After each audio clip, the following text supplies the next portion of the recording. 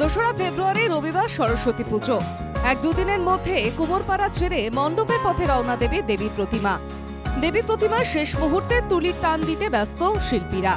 মৃন্ময় থেকে চিন্ময় রূপ দিতে দিন রাত এক করে কাজ করছেন তারা। তবে শিল্পীদের আক্ষেপ, প্রতিমা তৈরির সবকিছুরই দাম বেড়েছে, তাই মূর্তিও আরো দামি হয়েছে। কিন্তু ক্রেতাদের কাছে মিলছে না উপযুক্ত দাম, সে কারণে মূর্তি তৈরির সংখ্যা কমিয়ে দিয়েছেন তারা। চাহিদা আমার ভালো, চাহিদা আমার কম নয়, চাহিদা ভালোই আছে, কিন্তু খরচাতে পোহাতে পারছে না। আমি করছি না, কম করছি।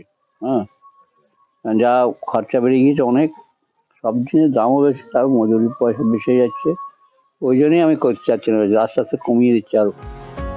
সরস্বতী মূর্তির চাহিদা যে কমেছে তা নয়, তবে এবার বড় মূর্তির চাহিদা কিছুটা কম বলছেন মৃৎশিল্পীরা।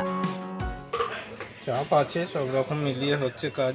আচ্ছা, শেষের দিকের কাজ তো, তাই একটু চাপটা বেশিই আছে। হ্যাঁ, বড় ঠাকুর আছে, এবারে তো একটু কম আছে বড় ঠাকুর অন্যবারের তুলনায়, অন্যবার আরো বেশি থাকে। আচ্ছা। বাড়ি ছাড়াও প্রায় প্রতিটি স্কুলে সরস্বতীর আরাধনা হয়ে থাকে। ইতিমধ্যেই ঠাকুর কিনতে বেরিয়েও পড়েছেন স্কুল কর্তৃপক্ষ। শিক্ষকদের অভিযোগ, সামান্য হলেও এবার মূর্তির দাম বেড়েছে।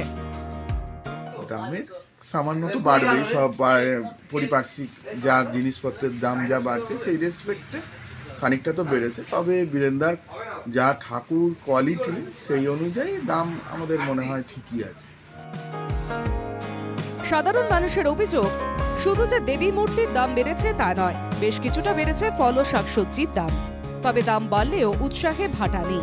আয়োজনের রমরমা কিছুটা কমিয়ে বিনা পানির আরাধনায় মেতে উঠেছে বাঙালি। হুগলি থেকে প্রবীর প্রামাণিকের রিপোর্ট, এনকেটিভি বাংলা।